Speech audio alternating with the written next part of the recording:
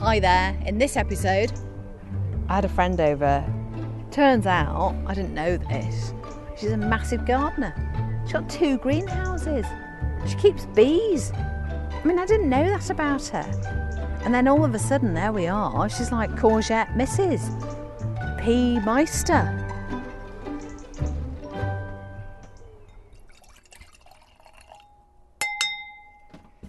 Cheers. Super. Bit of wine. Saturday night, it's okay. So we're just relaxing in the summer house. I've got to discipline myself to say summer house, I have to say, because actually we know it as the hover house. The family all refer to it as the hover house, which, oh hello, it was on stilts, but then we moved it, so it's no longer on stilts, so it no longer hovers, it's just a summer house. So little box, wooden box with some nice stuff in it, a sofa, which Joey, can you hear his tail wagging? Joey, oh yeah, fluffy Mike, yeah, it's a fluffy boom, isn't it? Yeah, come on then, should we go and look around the garden? Joey the Springer Spaniel is on the sofa looking at me like I'm an idiot. Like, what the hell are you doing? Why are you talking to me like that, woman? Come on then.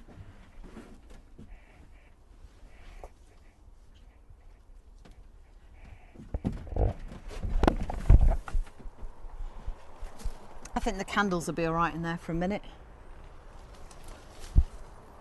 Now, that noise...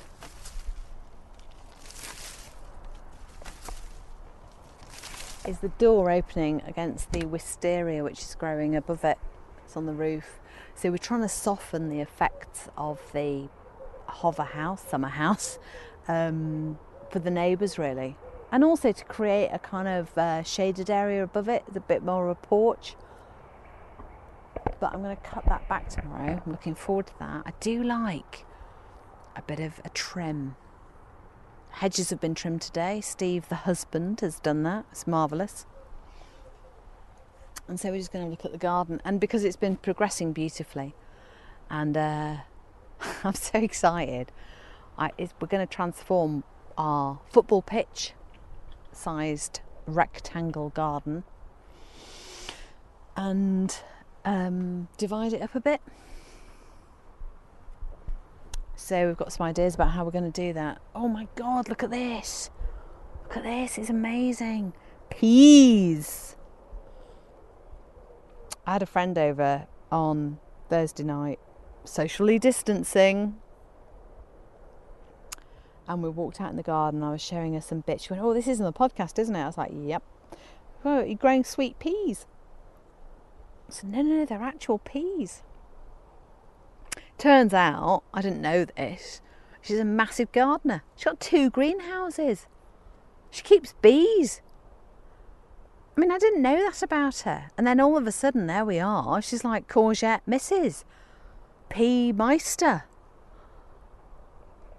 So anyway, I picked her brains for a few ideas about things, about how to do things and when to get into your greenhouse. But 2 greenhouses. I mean, that's just professional, isn't it? That's just showing off. Starting with one. It's funny. The journey into gardening is really funny. We bought this house. It's a 1930s semi-detached. There is more garden than there is house, which is great, you know. But my initial gardening storage was a little red metal IKEA cabinet placed outside with some small bags of compost in it and a trowel. And it wasn't until recently that I got a shed, and now I feel like I'm really progressing. I'm going to be so grown up with the greenhouse.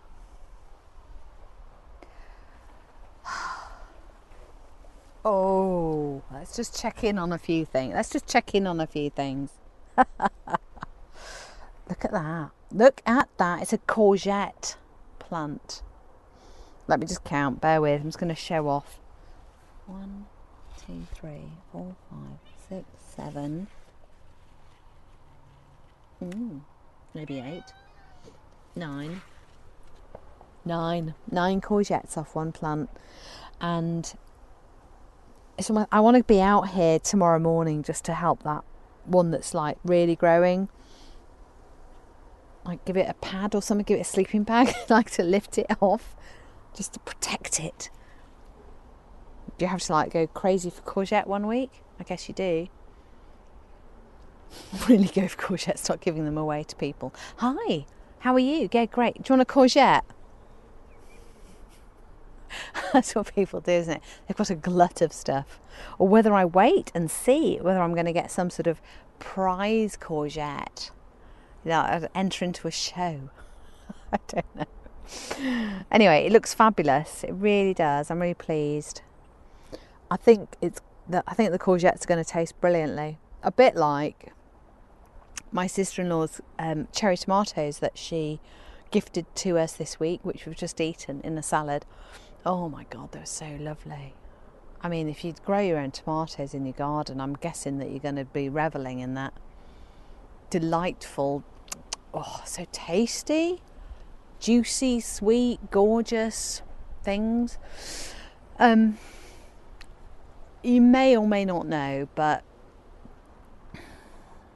my journey into tomato growing has been particularly challenged. It's been rocky. I can only describe it as rocky.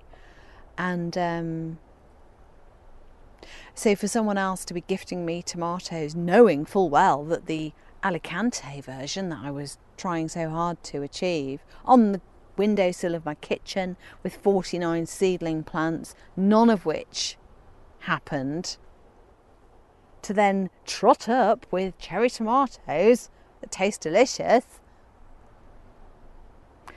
I'm trying not to read it as a slight, and she knows full well of my challenges, because I actually gave her one of the seedling plants.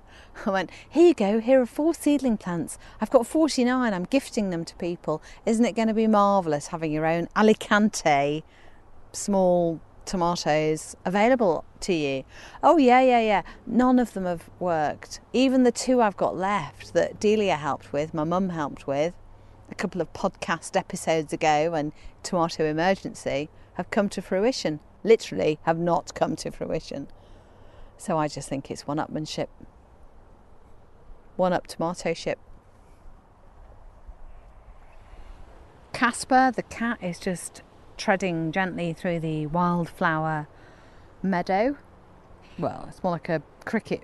Oh, he's having a... No, I thought he was about to have a poo. He's just... I thought he was about to have a poo. He's just having to sit down.